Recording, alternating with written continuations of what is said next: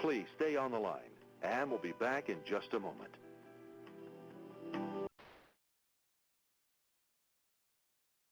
Good day, everyone. ASAE Business Services is pleased to present today's webinar entitled The Value of Integration. Our speaker for today's presentation is Ron McGrath. My name is Jeff Baker, and I will be your moderator for today's seminar. Today's presentation will last approximately 30 minutes and include a specific question and answer period at the end of the session. You may enter a question one of two ways. You can ask a question via the web conference system by simply typing it into the Q&A box on the right-hand side of the screen and then clicking the call-out button or hitting enter on your keypad. You may also tweet your questions using hashtag ASAEwebinar. These instructions will be repeated later in the program. If you have any technical questions during the event, please email support@highroadsolution.com. Today's webinar is being recorded and all participant lines will be muted during the live program. Today's webinar is part of a lunch learning series on email marketing brought to you by ASAE Business Services. Each 30-minute bi-monthly webinar educates attendees on strategies and tactics to quickly boost email marketing performance for any organization. Ron McGrath is one of the original founders and now Chief Technology Officer at HighRoad Solution. HighRoad specializes in bringing integrated messaging solutions, including email, mobile, and webinar, to the association nonprofit market. Ron has over 18 years developing and providing cutting-edge technology solutions to various markets, including the association nonprofit space. Ron is a serial entrepreneur and a dynamic presenter, speaking at conferences on email best practices, and is known to have a talent for making complex technologies accessible and compelling. And with that, I'd like to turn the floor over to Ron McGrath. Thank you, Jeff. I appreciate it, and I want to welcome everyone to our session today on the value of integration. We appreciate your time. So there's a couple different items I'm going to touch on in today's content. First, we're going to start with what we're calling an integration ecosystem and defining what exactly that is.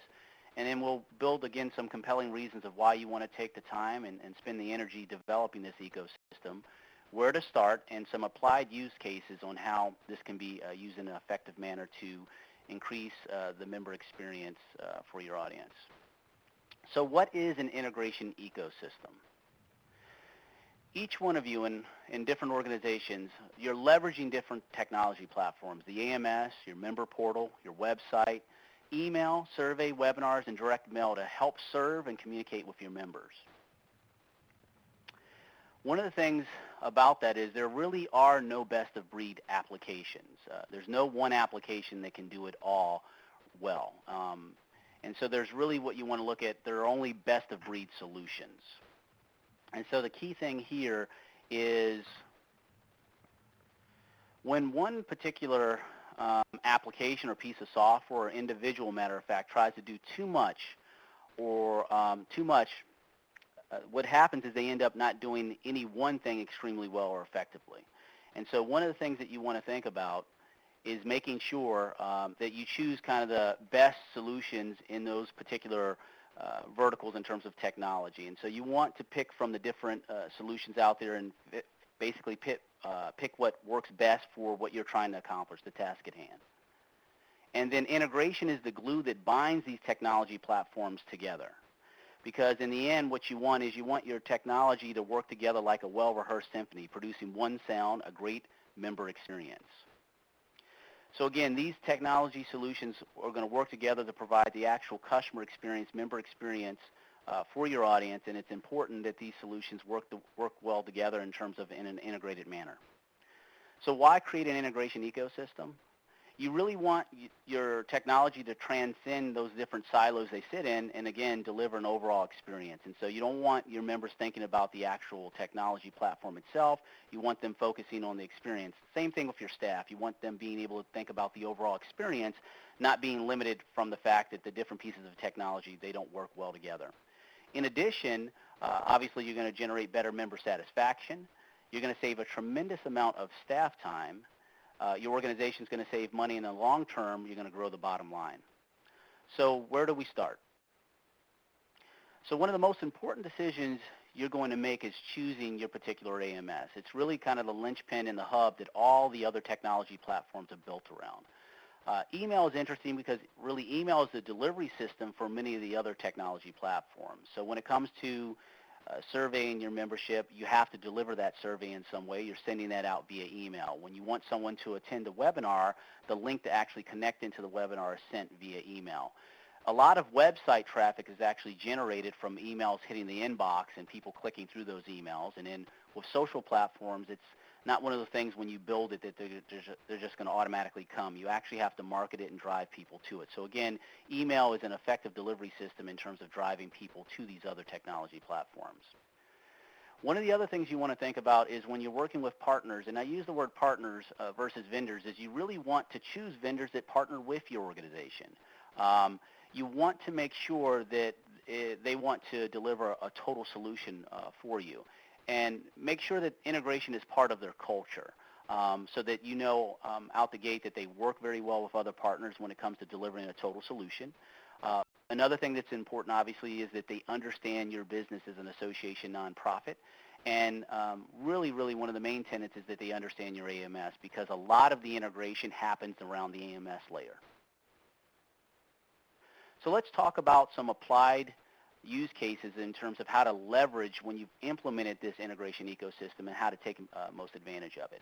And what I've done here for each one of these use cases is put underneath the different technology platforms that are playing well together to deliver the overall member experience. And so in this case, when we talk about delivering highly personalized newsletters, we have the AMS, the email platform, and the CMS platform all working together to do that. So traditionally, when organizations send out newsletters, a lot of organizations to this very day are still sending out very generalized newsletter to their membership, or the majority of the membership that's actually opted in to receive the newsletter.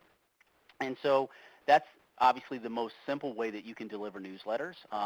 And the performance on those are going to be, good if you have, for example, good design, if you're doing kind of what we call the 60-40 rule in terms of how much imagery you have and those kinds of things. But what you'll see with some organizations as they're thinking more about their email marketing strategy is they're trying to leverage more the segmentation from the AMS. So there's a lot of demographic information in the AMS, and so let's use that segmentation from the AMS through this integration ecosystem to send out more targeted emails, or what we call dynamic emails. And so if you're sending out a newsletter to your membership and it's 10,000 or 9,000 members, maybe you segment it into 3 different groups, 3,000 apiece, that get different lead stories based on the fact that they've expressed to you that, okay, I prefer to receive information around leadership, or, for example, I want to receive information around social when it comes to technology. And so this is one way to do it. You will get better performance if you're leveraging this kind of integration between the AMS and the email platform. But what you'll see in the marketing space is a move to go away from just segmentation, which is basically generalizing your audience and putting them into buckets, and really trying to speak at the individual member level. So each individual member can express to you what their communication preferences are, and you're basically honoring that and delivering that information to them. So this is an example of that. This particular newsletter, every individual member that's receiving it gets a very customized newsletter based on what their communication preferences are. The only way to deliver this kind of customization or personalization is through an integration ecosystem. You can't send this out in a manual way. And so basically, kind of from a high level,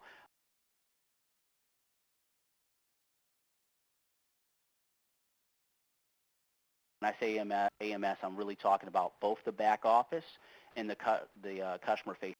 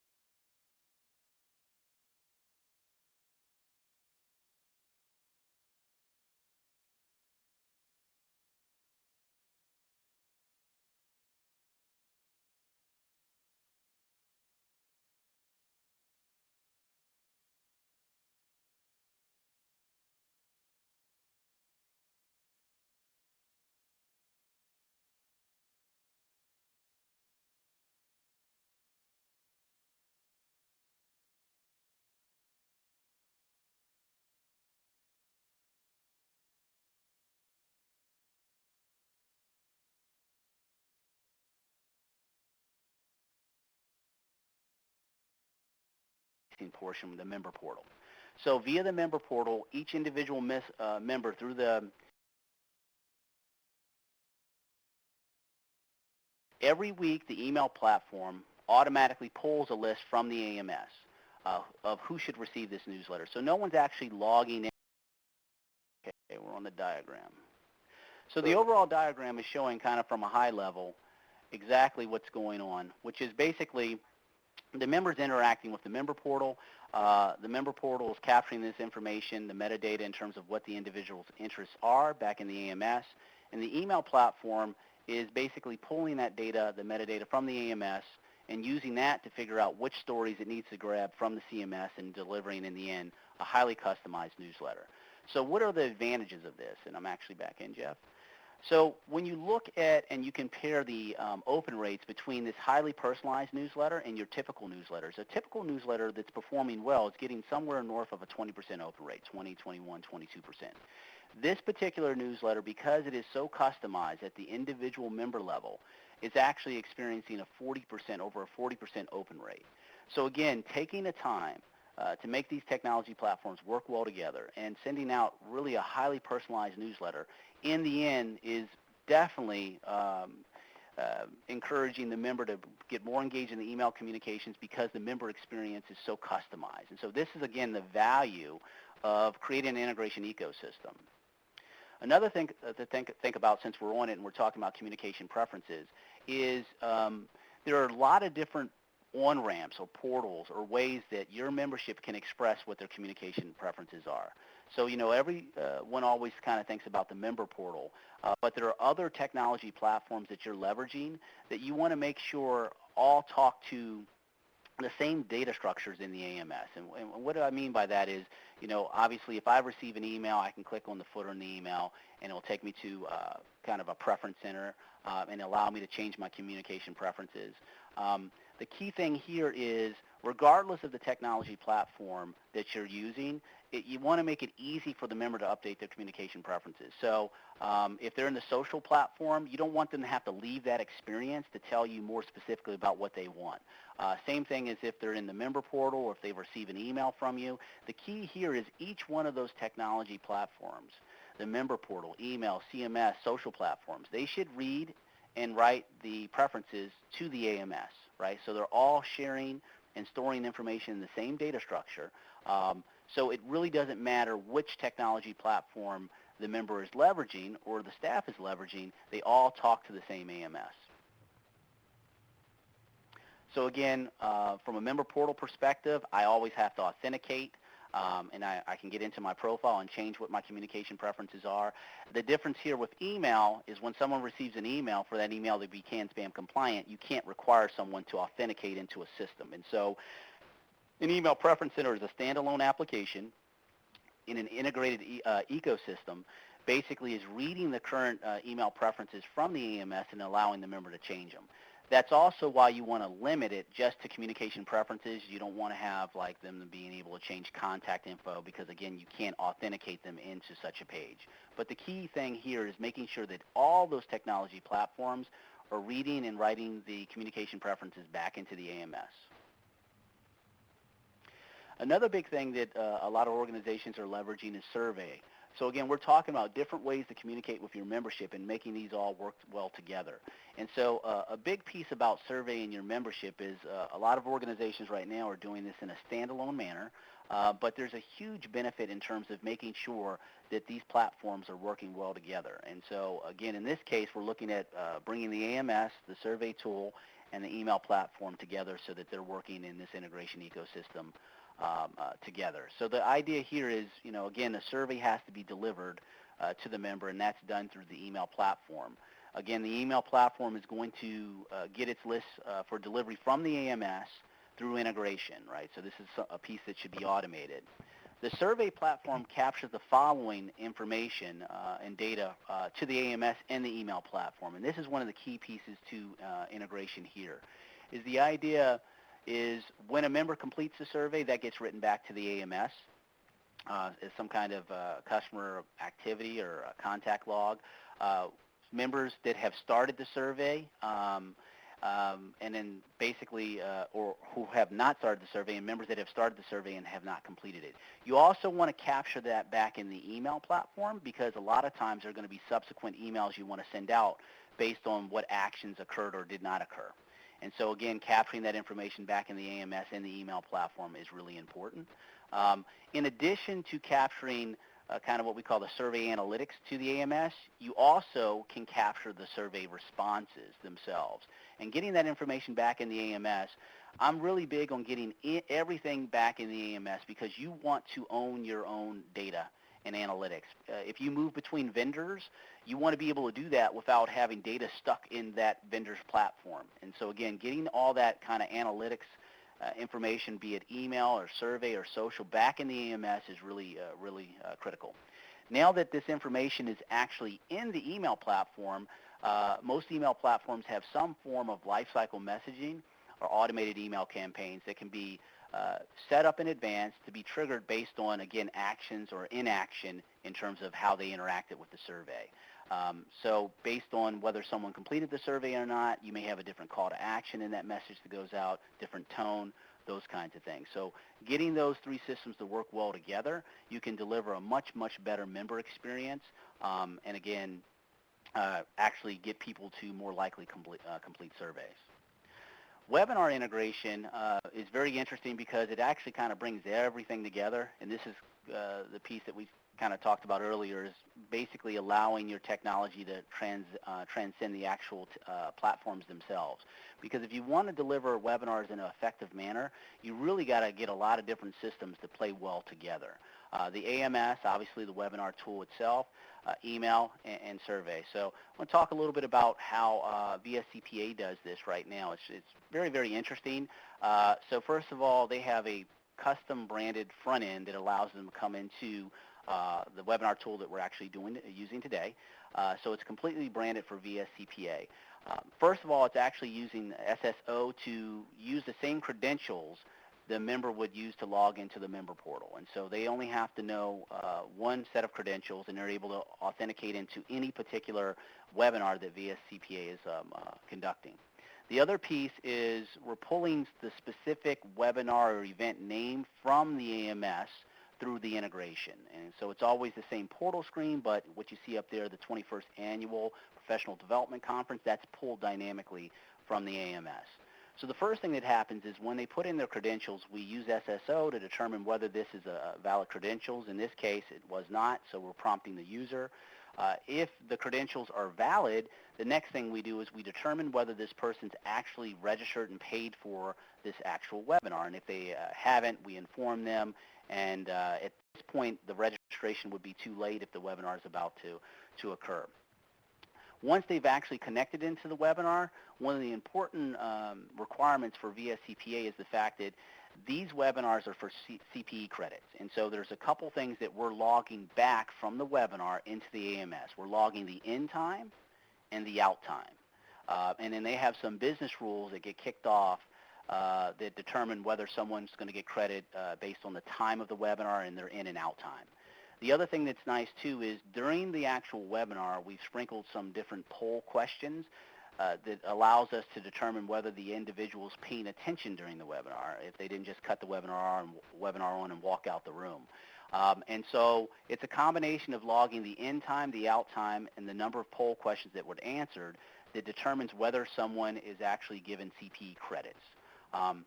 The notifications themselves right now are sent from the website, but that's another piece that, again, could automatically be sent from the email platform, and just making all those things work well together. So you can kind of see from end to end, this integration ecosystem that we're starting to create for them has a lot of time savings for the staff, so that they don't actually have to, before we put this in, they were doing this manually, trying to determine whether someone gets credits or not. So really effective way of taking advantage of integration between the different platforms. So in the end, one of the big pieces I've kind of been touching on multiple times is just talking about getting all this analytic information when people click and open emails, if people complete surveys, people actually attend webinars, written back to the AMS. And the reason is obviously, like I said, you want to own that data. If you move between technology platforms, you don't have to worry about that data sitting in a silo that you can't get to anymore. The other thing that's important, too, is a lot of the AMSs and organizations are starting to try to look at what we call total member engagement scoring. So basically, you can put weighted scales on each one of those interactions. And so, for example, someone attending a webinar may have a heavier score than someone opening an email versus someone actually attending a live event. And what you can do is by putting these weighted scores on all these interactions that you can have with a member, in the end you can calculate a total member engagement scoring and understand how involved each individual member is with your organization. And so this is kind of a big move in the AMS space, and so that's why it's really important to make sure your technology platforms, the peripheral platforms off the AMS, write all this analytical information back into the actual AMS itself. So that's in a nutshell some of the things I wanted to cover. It was more of a, again, we only have a certain amount of time. We will be doing breakout sessions on the specifics in some of these areas. But again, right now we're just going to open it up to questions. So Jeff? Great, thank you, Ron. It is now the question and answer segment for this educational session. Your participation is important because this is an opportunity to learn from each other. So please do not be afraid to ask questions. Again, you can ask questions one of two ways, either via the web conference system by typing it into the Q&A box on the right-hand side of the screen and clicking the call out button or hitting enter on your keypad. You may also tweet your questions using the hashtag ASAE webinar.